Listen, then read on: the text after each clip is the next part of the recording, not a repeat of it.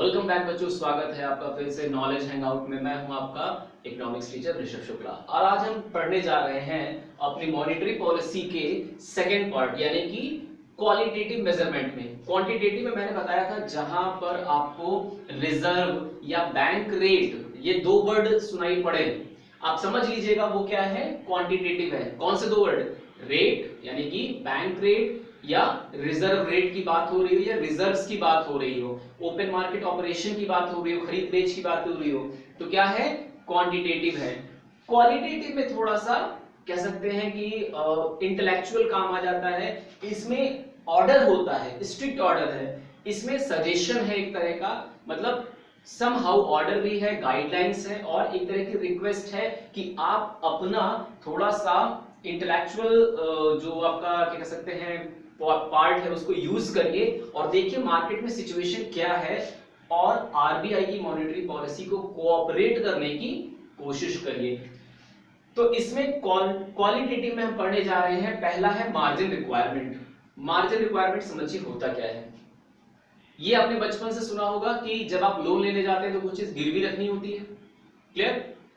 जो चीज आप गिरवी रखते हैं, मान लीजिए वो चीज 1 लाख रुपए की है, तो आपको लोन क्या 1 लाख रुपए का मिलता है? नहीं, आपको लोन मिलता है उससे 10 या 20% कम पर। तो वो जो डिफरेंस है 10 या 20% का, वही कहलाता है मार्जिन रिक्वायरमेंट। कैसे? लेट्स से कि एक कोई घर है जिसकी कीमत है 10 करोड़ रुपए। अब ये बैंक के पास गिरवी रखना चाहते हैं और लोन चाहते हैं, तो बैंक क्या करेगी, इसका कुछ परसेंट या कुछ अमाउंट वो लेस कर देगी इसकी वैल्यू में से। लेट्स से कि 10 करोड़ का घर है, इसने 1 करोड़ का मार्जिन रख लिया और 9 करोड़ लोन इनको दे देगी। तो ये जो बीच का डिफरेंस है, लोन मिला 9 करोड़ का, तो ये जो 1 करोड़ का डिफरेंस आया ना, यही क्या है, मार्जिन है। क्लियर? आई होप कि आपको समझ में आएगा मार्जिन रिक्वायरमेंट क्या है। अब ये एक मेजर के तौर पे, एक इंस्ट्रूमेंट के तौर पे, एक हथियार के तौर पे कैसे काम आता है, चलिए उसको समझते हैं। Margin requirement in case of inflation, जब मार्केट में पैसा बहुत ज्यादा है, ऑलरेडी बहुत मनी सप्लाई हो रखी है, तो आपको क्या करना चाहिए, लोन ज्यादा देना चाहिए कम? आपसे पूछता हूं बच्चों, अगर आप बैंक मैनेजर या आरबीआई के गवर्नर हैं, आप क्या करना पसंद करेंगे, लोन ज्यादा देना या कम? ऑब्वियस सी बात है, कोई महामूर्ख होगा जो कहेगा कि नहीं लोन ज्यादा देना चाहिए। ऑब्वियस सी बात है, लोन हम कम देंगे। अब लोन का अमाउंट भी कम होना चाहिए। तो अगर मैं कह रहा हूं कि ये 9 करोड़ रुपए का लोन मिल रहा है, मैं अगर मार्जिन रिक्वायरमेंट बढ़ा देता हूं, लेट्स से मैंने कह दिया कि नहीं मार्जिन रिक्वायरमेंट है 4 करोड़, तो अब मार्केट में कितना रुपया जाएगा लोन का, मात्र 6 करोड़। तो इन्फ्लेशन के टाइम में मार्जिन क्या करना चाहिए, मार्जिन बढ़ा देना चाहिए, यानी क्या कर देना चाहिए, इंक्रीज कर देना चाहिए।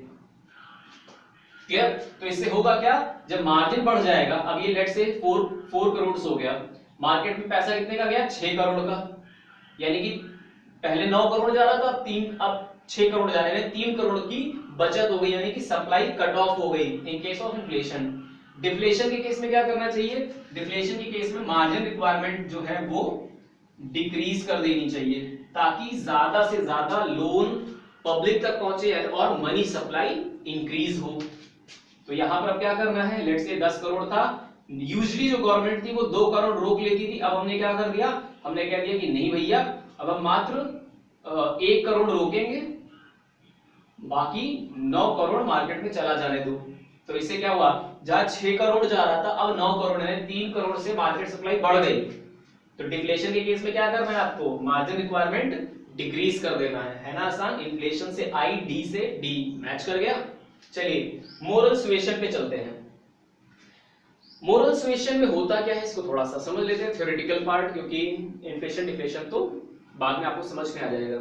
मोरल सुएशन में क्या करते हैं, जो गवर्नर होते हैं आरबीआई के और जो डिप्टी गवर्नर होते हैं, ये सभी लोग जितनी भी कॉमर्शियल बैंक्स है रेप्यूटेड और जो प्राइवेट बैंक्स हैं, इनके सभी जो उच्च पदाधिकारी होते हैं यानी हाई डेजिग्नेटेड पर्संस होते हैं, उनकी एक जनरल मीटिंग लेते हैं और उसमें अपनी अपनी बातों को रखने का मौका देते हैं कि कौन सी बैंक की क्या कंडीशन है, क्या मजबूरियां हैं, कौन से क्षेत्र में काम कर रही हैं। उसके बाद गवर्नर एक जनरल गाइडलाइंस इशू करते हैं और डिप्टी गवर्नर ये सजेशन देते हैं या कह सकते हैं रिक्वेस्ट करते हैं उन लोगों से कि आप भी मॉनेटरी पॉलिसी का सहयोग दें और इन्फ्लेशन के टाइम में क्या करें, लेस क्रेडिट अलाउ करें। ठीक है ना, लेस क्रेडिट दें और डिफ्लेशन के टाइम में क्या करें, मोर क्रेडिट अलाउ करें। क्लियर? तो जब पैसा ज्यादा है तो अगर आप कम उधार दोगे तो क्या होगा, मार्केट में मनी सप्लाई कम होगी, ज्यादातर कैश ट्रांजैक्शन होने की कोशिश होगी।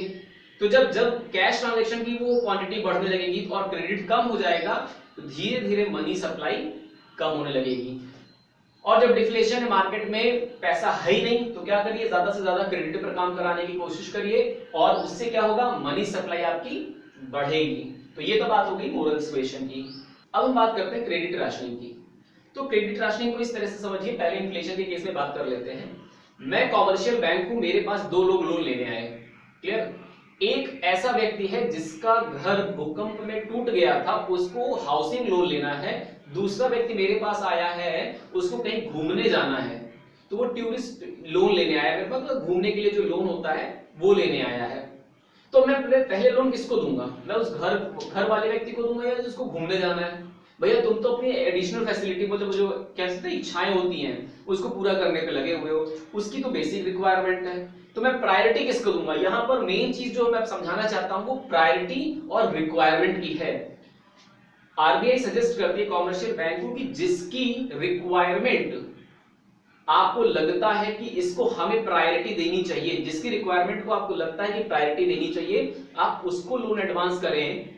बाकी जो घूमने फिरने वाले हैं या जो कार लोन लेना चाहते हैं, बाइक लोन लेना चाहते हैं, और आजकल तो मैरिज लोन मिलने लगा, ये सब बंद कर दीजिए। एक साथ शादी नहीं करेगा तो वो कुंवारा नहीं मर जाएगा, पोपटलाल नहीं रहेगा वो तारक मेहता का। क्लियर? तो इन्फ्लेशन के टाइम पे लोन आप सिर्फ और सिर्फ उन व्यक्तियों को दीजिए जिनको बहुत ज्यादा जरूरत है। आप प्रायोरिटी अपने हिसाब से डिफाइन कर लीजिए। तो इन्फ्लेशन के टाइम पे क्या होता है, priority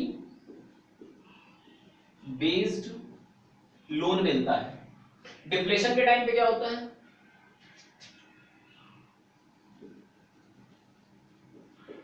granting loan for all, जो आया उसको लोन दे दीजिए डिफ्लेशन के टाइम पे। फिर ये मत देखिए कि उसको घूमने जाना है या उसको घर बनवाना है या उसको अपने कुत्ते का ऑपरेशन करवाना है, नहीं, सबको लोन दे दो।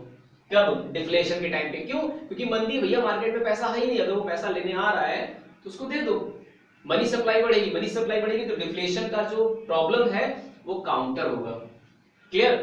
तो आई होप आपको आज क्वालिटेटिव मेजर भी समझ में आया होगा। ये सेशन थोड़ा सा छोटा था लेकिन किसी एंगल से कम नहीं है, क्योंकि हमने जब क्वांटिटेटिव मेजर्स की बात की थी तो हमने कहा था क्वालिटेटिव भी अपने आप में एक एम अहम भूमिका निभाता है। ठीक है, तो stay with knowledge hangout and keep enhancing your knowledge. Have a nice day.